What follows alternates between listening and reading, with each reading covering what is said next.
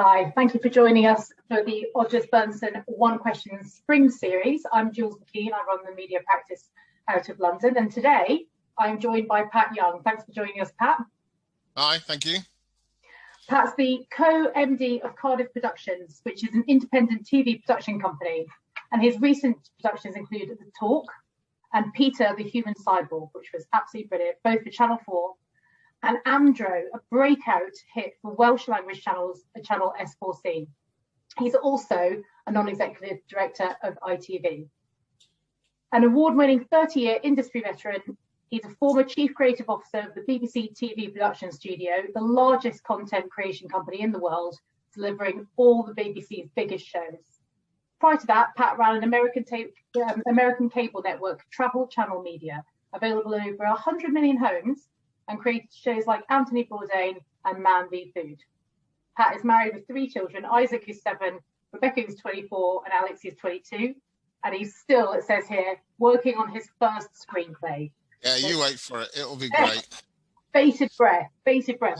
Pat, thank you so much. So we've had, as we all know, quite a tumultuous and crazy year and a bit now. So as we sort of turn our sights to the future, I wanted to ask you our simple spring question, which is, what has our industry learned from the pandemic?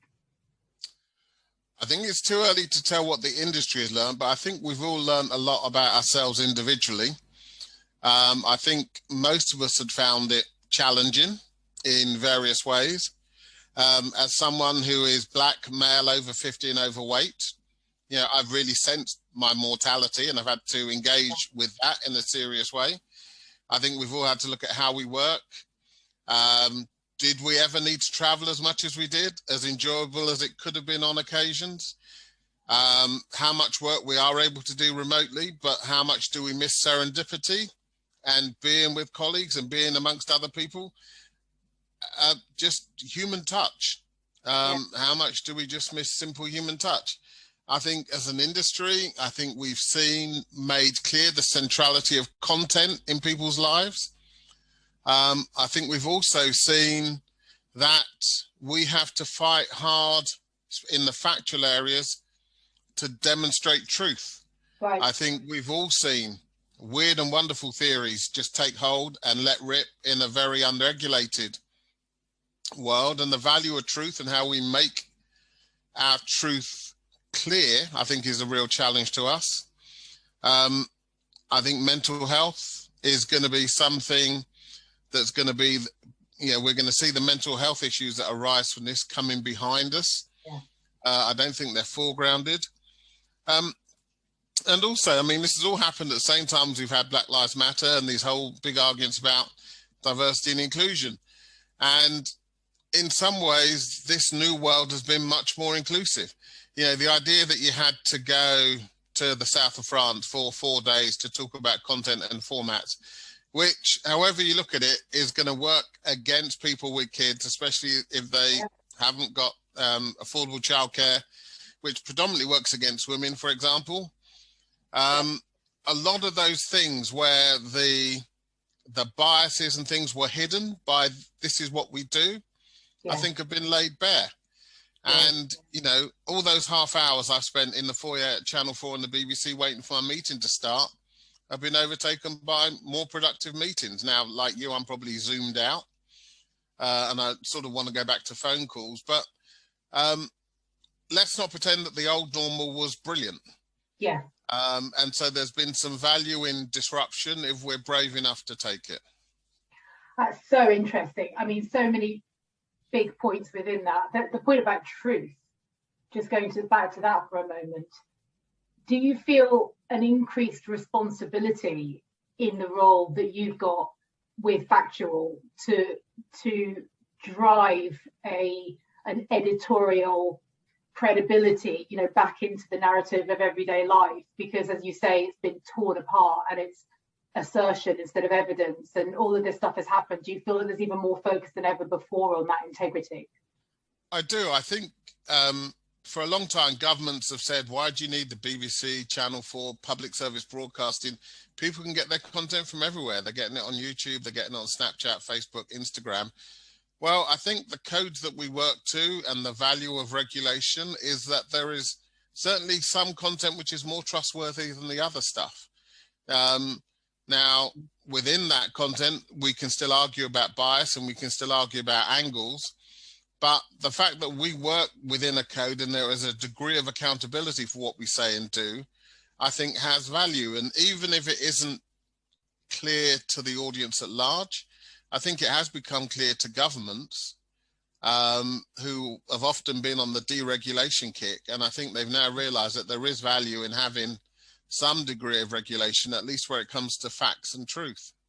It's almost like Danny Boyle's 2012 Olympic celebration of the NHS and the BBC as national institutions has sort of been put most to the test in the last year or so, hasn't it?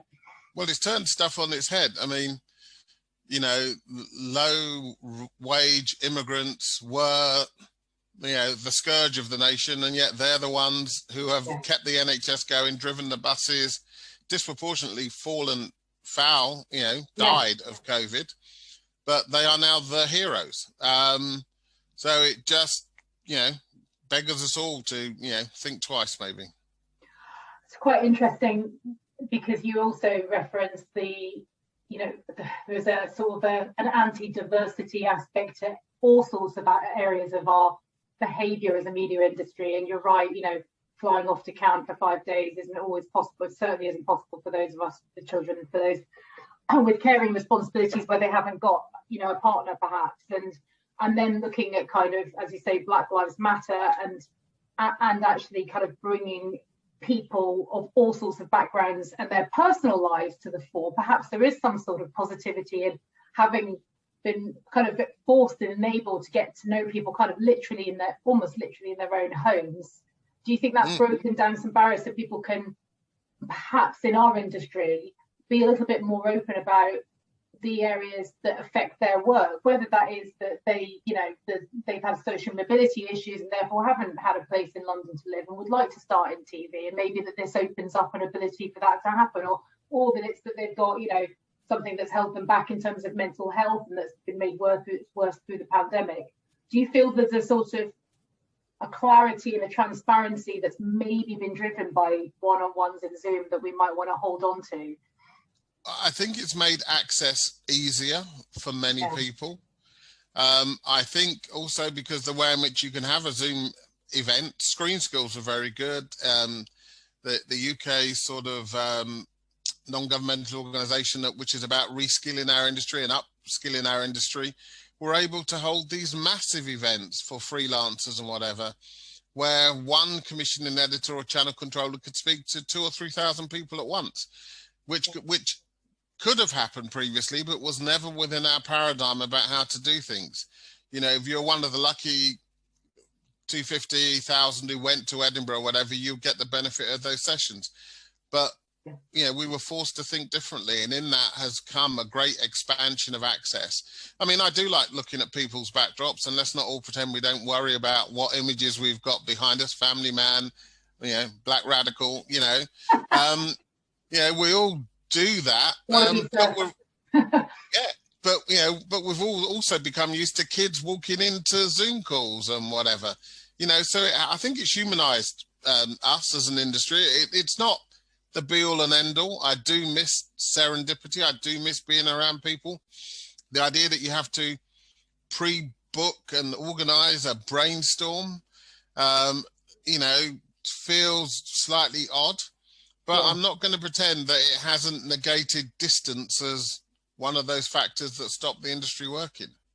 Yeah, it's interesting, isn't it? I think on the global side, actually, me working on a global business, there's sort of automatically more democracy in talking to individuals from other teams around the world than just the people who are immediately in front of you in the room. And I think that drives diversity of thought and input and kind of, you know, really helps us be better at delivering for our clients. There is, however, of course, that flip side in terms of missing out on serendipity, but also young people, you know, you learn a lot when you're young in the media industry from osmosis, don't you? Watching how your boss reacts to stuff, watching how people interact in a room. So it's maybe you know, getting that balance right, isn't it? I think it can. I think it's not a given that these things are more democratic or that they are more opening or are more egalitarian. I think you have to work at it. Even this, you have to work at. But the broad point about the younger people, you know, especially people early in their career, I do think this period has been really challenging for them personally and professionally, because at that stage in your career, your work is a large part of your life. I mean, that's where I made my friends. It's where I met my partner. Work plays that role in our lives. And I think for a lot of younger people, they've missed that. And they've missed the learning, but they've also missed the social dimension of what we do. Yeah. So perhaps when we kind of re-enter into society, a lot of what you've been talking about is making sure that the things which have opened doors and opened conversations continue to open, whether they're literal or kind of metaphorical, that we actually kind of make sure we're not shutting doors on stuff that was actually had some positivity to it, because we're making. And also we don't introduce a new sort of class system where people in the room are privileged over people on Zoom, for example. Very good point. Very good point. Or also in converse, where people who are wealthy enough to have an environment where they want to work from home all the time because they've got a lovely garden and a horse or something. So don't come into the office, and then the younger people don't have an opportunity to learn from them. Yeah. That's a really interesting point. Brilliant. Thank you. Anything else you want to leave us with, Pat, before we wrap up on our one question for today in terms of what we need to? I'd just go back to my fundamental point. The old normal wasn't brilliant. This is the chance to do something new if we seize it, but you have to take it. Brilliant. Thank you so much. Pat Younge, thank you for joining me today on our I'll Just Learn Some One question. Let's hope Thanks a lot, you all Jules. listen. Thanks a lot. Thank you. Cheers.